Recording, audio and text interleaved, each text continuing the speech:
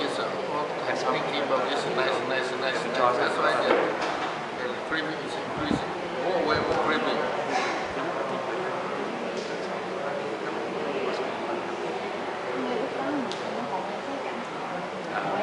Yên tâm, trong cái sự quan trọng nó có sẽ tăng. You need to stop and watch the craving first. That liking is decreased and come back. You really want to know, not like it. The nice, this is nice. No, because of the wrong idea. You're thinking this is a nice object. Already you have this idea. Don't this idea. Sau đó nó có hoạt động của sự cho nó có hoạt động sự do nó có cái sự xem là thích của sự rõ chưa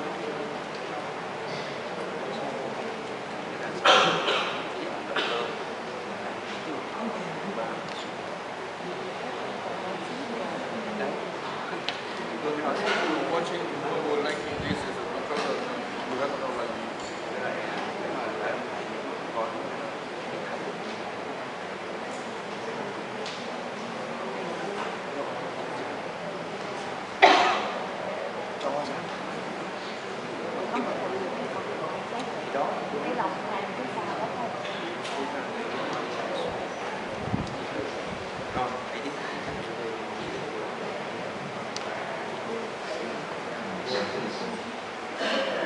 đây là cái nhóm coi như là mới đúng không? Nên một lưu lên trên này. Xem nào.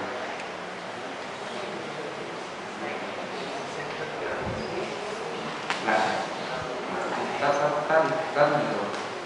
Đúng rồi. Tắt đi rồi. Cái vòng mắt.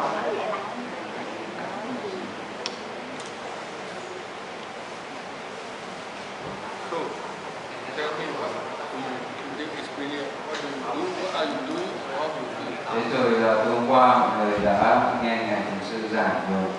Thế rồi suốt từ hôm qua giờ tức là được một cái ngày thiền tập thì cái kinh nghiệm của chúng ta là như thế nào mọi người có thể nói để cho các cái ý kiến cái kinh nghiệm mà từ hôm qua giờ ngồi thiền những ngày để quan sát trong cái sinh hoạt hàng ngày làm sao mọi người có thể nói thì biết. Go.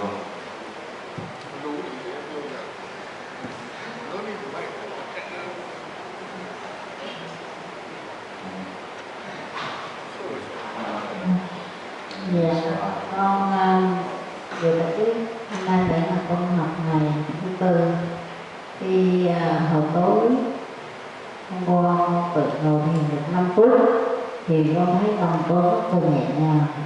Khi mới đầu ngày thứ nhất con rất là đau đầu, ngày thứ hai chân con lạnh và tim con ấm và nóng và đỏ mắt, ngày thứ ba con mệt mỏi, con không ngồi được nữa, con đi tinh thần khoảng 15 phút con vào ngồi lại cũng ngồi không được thì con mới đến bạch thiền sư cho con ngồi đúng 5 phút thì làm con nhẹ nhàng. Thì tối con ngủ á thì con có cảm giác rất là nhẹ nhàng. Con ngủ từ 2 giờ sáng cho tới 10 giờ trưa con mới dậy. Con ngủ tới một giấc như vậy, con ngủ từ 2 giờ sáng mà cho tới 10 giờ trưa con mới dậy. Con thức tỉnh được, cây máy con không dậy được nữa. Thì trong tâm trí con như vậy đó, con xin chỉ dạy cho con thay.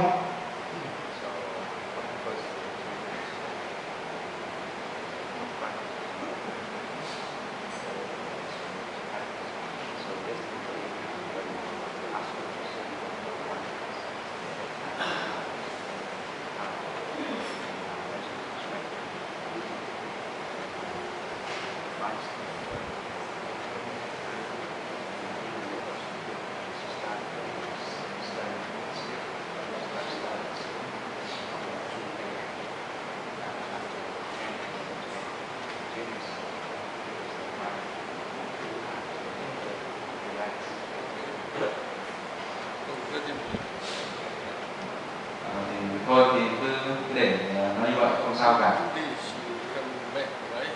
So now let it sleep, no problem. Thì như vậy thì cứ coi như là nó mù quáng thế rồi, thì bây giờ mình đã tỉnh táo rồi đó, mình cứ tiếp tục cái việc này, cái gì cho nó qua rồi để cho nó qua.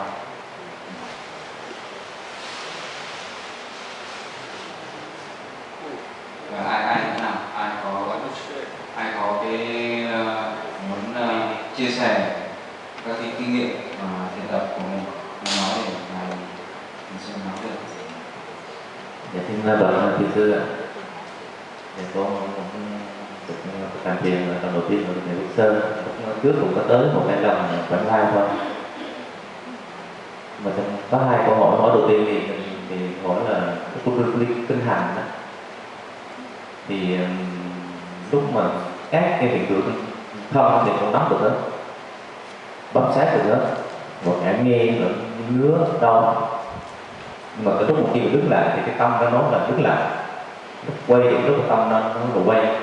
Cái lúc thì mình chỉ có cái sự quay thôi, hoặc là sự đứng lại mà thôi. Như vậy ta câu hỏi có tiến bộ hay là cái làm đúng hay không? Xin lỗi cái cuối không nghe rõ, quay lại thì nó quay, đứng lại nó đứng. Cái lúc đó thì mình đứng lại thì cái tâm nó nói là đứng lại. Cái lúc mình đứng lại thì nó không nói gì hết, mình chỉ cảm nhận cái sự đứng mà thôi. Khi quay thì có cái hiện tượng ít, chỉ có cái quay mà thôi, không có một cái tâm tượng nào nó trộn lên trong tâm nữa. Như vậy mình ra câu hỏi là không phải là mình nó tiến bộ hay là các bạn đúng không? Quay là mình biết quay đúng không? Dạ. Nhưng mà không có cái gì. Chỉ có cái quay mà thôi. Còn cái lúc thì mình cái từ trong tâm nó gọi là từ quay. Cái lúc thì không có trong tâm, không có một hiện tượng gì hết.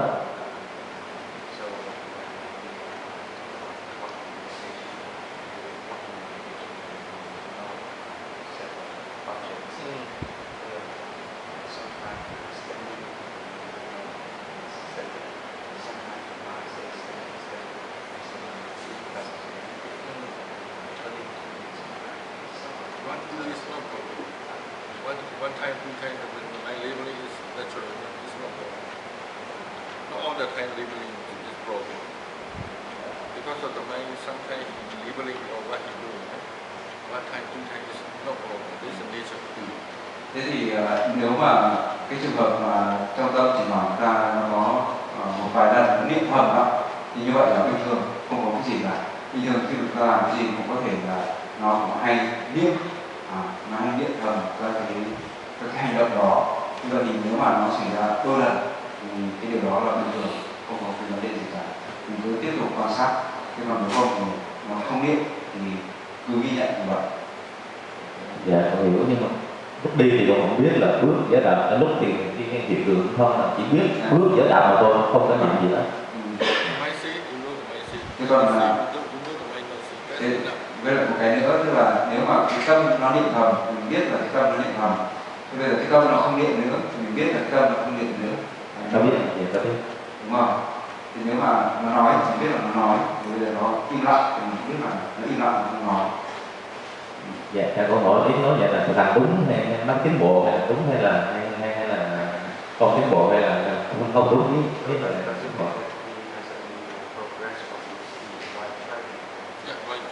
Như vậy là đã đúng rồi đó, và cứ tiếp tục được nhé. Và rồi không chỉ là trong cái lúc đi mà trong các cái sinh hoạt hàng ngày nữa thì cũng phải duy trì cái sự quan sát. Every action, try to aware of every action. Close the door, open the door, you're sitting, standing, in the toilet, even in the toilet also. Mở cửa, đóng cửa, rồi khi mà đi vào nhà vệ sinh, mà tóm lại trong tất cả các cái sinh hoạt thường ngày. Dạ, cho câu hỏi của con đó là lúc con tổ thiền rồi khi mà ăn đó, khi chúng ta ăn, đặc biệt là khi ăn, rồi lúc ở trong phòng của mình, tất cả các cái đó cũng phải được ghi nhận, quan sát. Các con hỏi con từ tài này là 4-5 hôm rồi mà cũng quan sát tất cả hết cái hiện tượng tâm hết. Lúc mà thiền là từ 1 tiếng đồng hồ trở lên, trước 1 tiếng thì cả thân lẫn tâm thì đều nắm bắt từ đối tượng hết. phòng sẽ thuộc là phải thở vào ra là ngứa đau, hiện tượng hết bệnh nắm được hết, quan sát được hết, cả những cái hiện tượng tâm đó sinh lên sinh khởi vẫn ghi nhận được hết, mà khoảng trên 1 tiếng để đi á thì cái đau phát sinh rất là mạnh. Nhưng mà lúc đó là mình cho cái tâm nó bình thản ra, một bán hết đau rõ ra, nhưng mà hồn một hồi mình tâm cái đau nó trội lên nữa, mình quán với cái tâm bình thản, không sợ không suy, tôi bình thản cái tâm thì nó hết đau rõ ràng luôn. Như vậy làm vậy có đúng hay không, hay là mình tiếp tục quan sát như vậy để cho con nó học.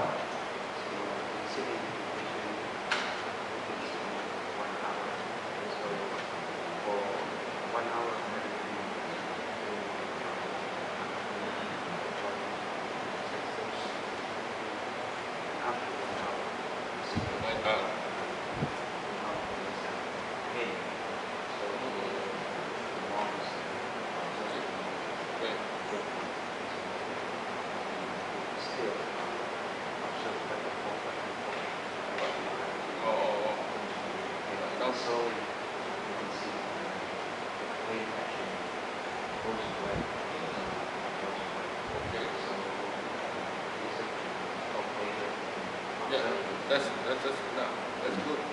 Thì như vậy là tốt rồi đấy. Họ sẽ Bahwa untuk sedikit với lại theo cái này đó thì chúng ta cũng không cần phải ngồi quá lâu, nên cứ duy trì đều đặn 1 giờ đồng hồ là tốt rồi. Và nếu ai có kinh nghiệm nào chia sẻ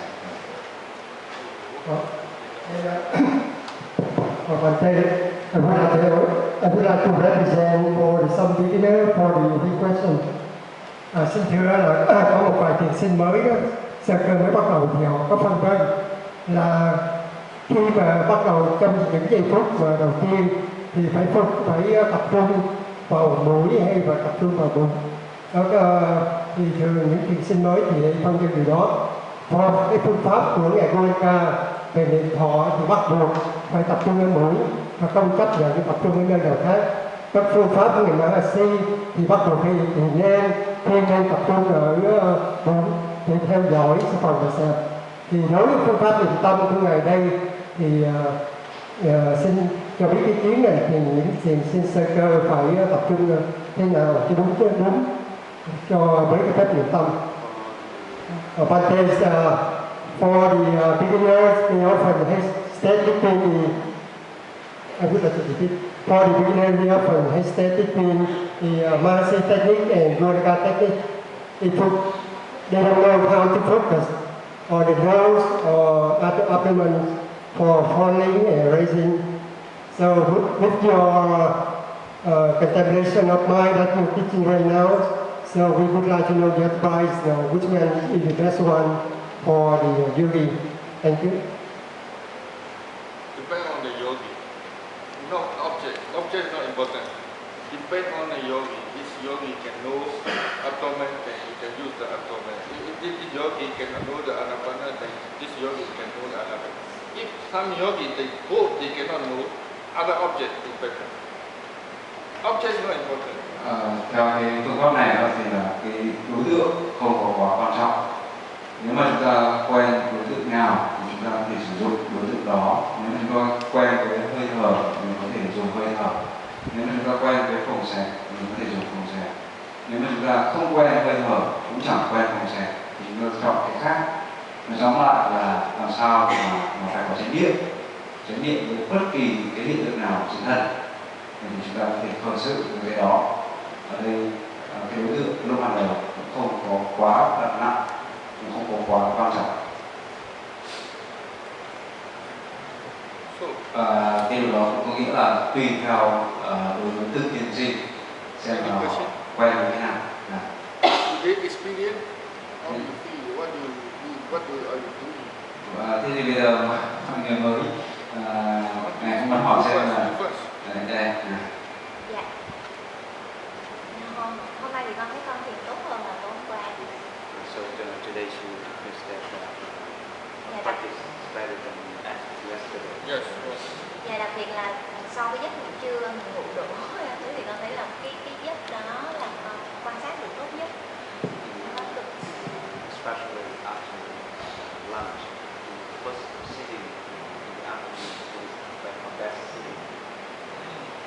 Dạ, nhưng mà con vẫn bị cái là cực giấc đó, còn chiều tối thì con vẫn dễ bị cảm giác hơi mơ mơ màng màng, không hoàn toàn tỉnh táo. The other cities still because I don't think to do that. Oh. But in the early afternoon sitting, she just went lunch. After After lunch, right? Oh. First sitting, she Oh. just went lunch. maybe very strong. After the nap. After the nap. After nap, Nap. sleeping. After eating your nap. Yeah, after eating and sleep. Oh, okay, no problem. Yeah, okay. Thì cái này có cách là để con tỉnh táo. So how to maintain alertness all the time, sitting in meditation. Nap again. Thế nếu mà tỉnh táo thì ngủ thêm tí nữa tỉnh táo.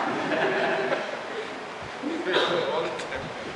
But try as much as you can. Because I'm not happy yet. You are trying to not maintain the awareness continuously. The mind is not happy yet. You need to be patient and try again. Thì chúng ta thấy là để duy trì cái chánh niệm đó là mình phải có cái sự kiên nhẫn để một chút. Từ lúc ban đầu nó còn thế nọ thế kia, nó còn trồn sụp, nó chưa thể là duy trì được cái liên tục. Cho nên là chúng ta phải kiên nhẫn một chút, khai nhẫn một chút để chúng ta cũng tiếp tục thực hành để làm sao cho nó kết nối tạo thành một cái liên tục. In between your next step, next sitting and another sitting, what are you doing? You are talking or how do you want to waste the time? If you are talking, the mindfulness is going down. So next time is no more momentum. Rồi mọi người thấy If là you want to maintain this situation, you need to maintain the awareness continuously. rồi ví dụ như là giữa hai cái thời ngồi đó, nếu như mà ở cái khoảng giữa là thực ra mình phải duy trì cái việc đi kinh hành cho nó đều đặn và chúng ta nói chuyện trong cái thời đó, nói chuyện là trong lúc đi kinh hành đó. Thế thì đến thời sau gần như là cái chánh niệm của chúng ta nó lại bị tụt ra, mình phải làm lại từ đầu, nó không có tạo được cái tính liên tục. Cái thời ngồi thiền này rồi tiếp tới tức là phải kinh hành và tiếp tới nữa tức là ngồi thiền kế tiếp thì nó mới tạo được một tính liên tục và xuyên suốt.